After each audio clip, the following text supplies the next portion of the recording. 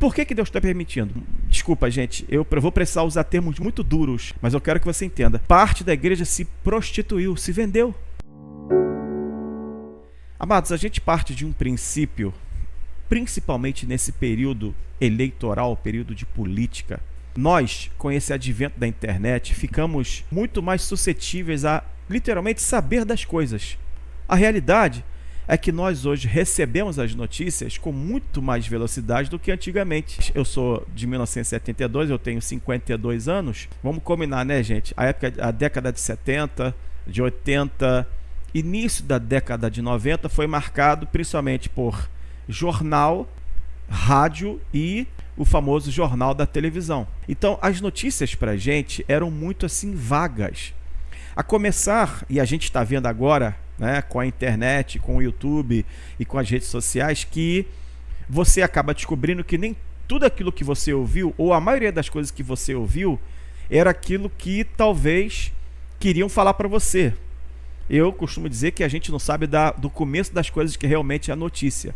Hoje você está vendo que a gente tem, obviamente está na cara, né? Temos uma mídia completamente vendida, escancaradamente é uma mídia que é uma rede estatal, ou seja, é uma TV do Estado e uma TV do governo que só fala aquilo que o governo quer.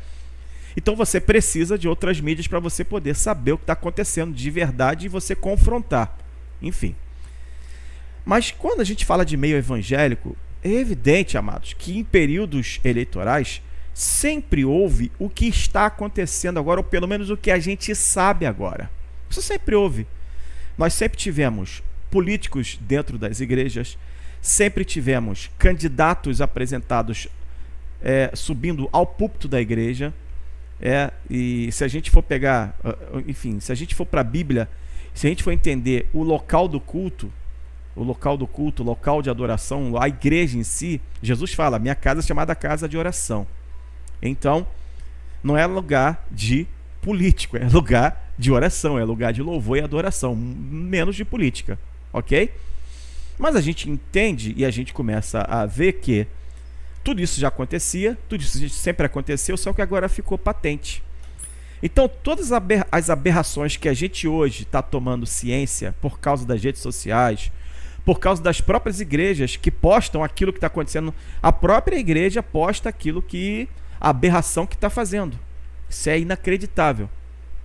Então, por causa disso, nós estamos contemplando algumas coisas que estão nos deixando muito, mas muito chateados. E a gente vai chegando a algumas conclusões que, não à toa, a igreja brasileira e a gente sofre, o Brasil sofre. E aí a gente vai começando a entender por que é que Deus está deixando acontecer, por que é que Deus está deixando essa coisa maluca do Brasil hoje. Como é que eu posso falar, gente? Essa ditadura que a gente está vivendo hoje, essa censura que a gente vive hoje, isso tem um porquê.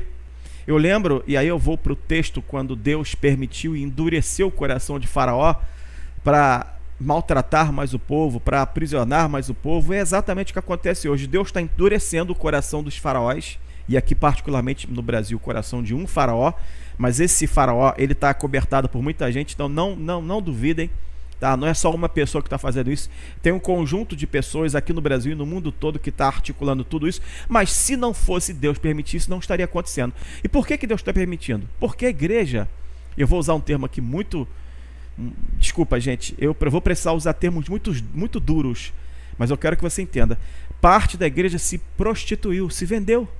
Infelizmente, boa parte dos líderes das grandes denominações, por quê? Político não vai procurar igrejinha pequena, com todo respeito às igrejinhas pequenas que tem 10, 15 membros, sei lá, 100 membros, não sei. Mas os políticos eles não vão procurar, a menos que seja por exemplo, essa igrejinha pequena seja uma congregação de uma grande igreja, tá?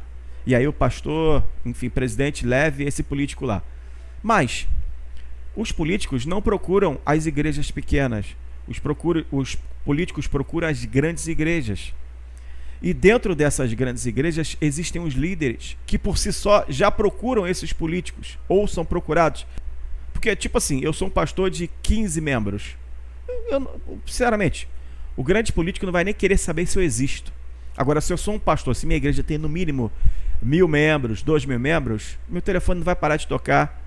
a secretária da igreja, o político vai procurar, enfim, é isso, infelizmente é isso. Até aí tudo bem, quem quiser procurar, que procure. O problema está em o líder da denominação dizer assim, beleza, vamos fazer um acordo aqui, eu te apresento a igreja, eu dou lugar de destaque para você, e é o seguinte, ó, você sabe, né, a igreja está precisando disso, está precisando daquilo, às vezes a igreja não está nem precisando de nada, mas olha, eu tenho esse irmão aqui, eu tenho, sei lá, um parente meu, eu mesmo, olha, vamos fazer o seguinte, o meu apoio é o seguinte, olha, eu quero tantos cargos comissionados, chama-se cargos comissionados.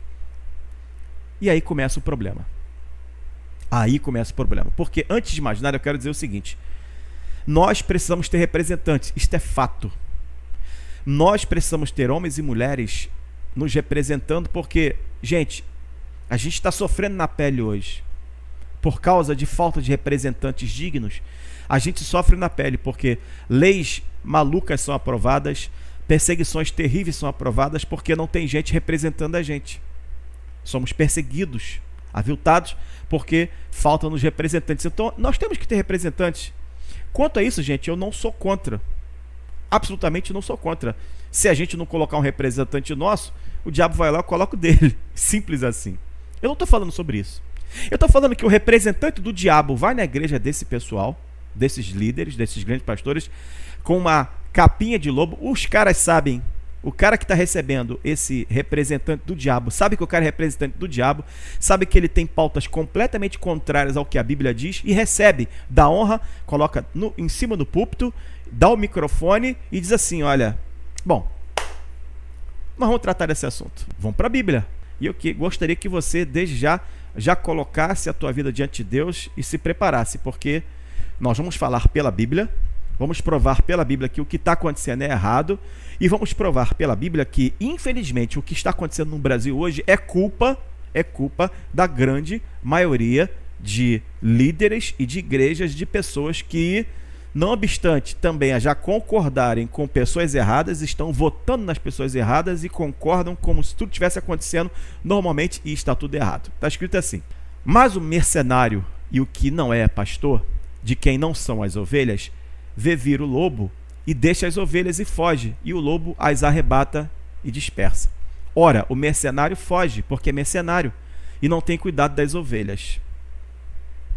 Eu sou bom pastor, Jesus falando, eu sou bom pastor, e conheço as minhas ovelhas, e das minhas sou conhecido. Então, para começar a história, eu sou pastor, mas eu não tenho ovelhas. Qualquer pastor, qualquer bispo, qualquer líder de igreja, as ovelhas não pertencem a ele. Assim como o Pai me conhece a mim, também eu conheço o Pai e dou a minha vida pelas ovelhas. Ainda tem outras ovelhas que não são deste aprisco, também me convém agregar estas, e elas ouvirão a minha voz, e haverá um rebanho e um pastor. Então, queridos, só para a gente poder começar, está claro, e Jesus está falando aqui, né? Eu sou o bom pastor da vida pelas suas ovelhas. Está claro aqui, deixa eu voltar aqui para a minha tela aqui, está claro que ovelha não pertence a homem nenhum. Ou seja, o rebanho do Senhor Jesus é do Senhor Jesus. Nós, pastores, tomamos contas das ovelhas que são do Senhor Jesus Cristo, porque eu também sou ovelha do Senhor Jesus Cristo. Mesmo eu como pastor pastoreando, ou mesmo você, se tiver algum pastor me vendo agora, como pastor pastoreando, você também é ovelha. Todos nós somos ovelhas de um mesmo pastor, do mesmo pastor chamado Jesus Cristo. Ok?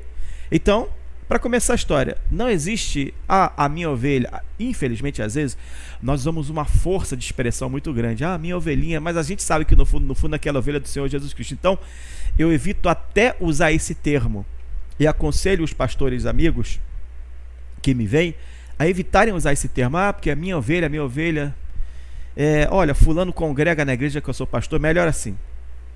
Eu pastorei essa pessoa, porque, gente, as ovelhas são do Senhor Jesus Cristo.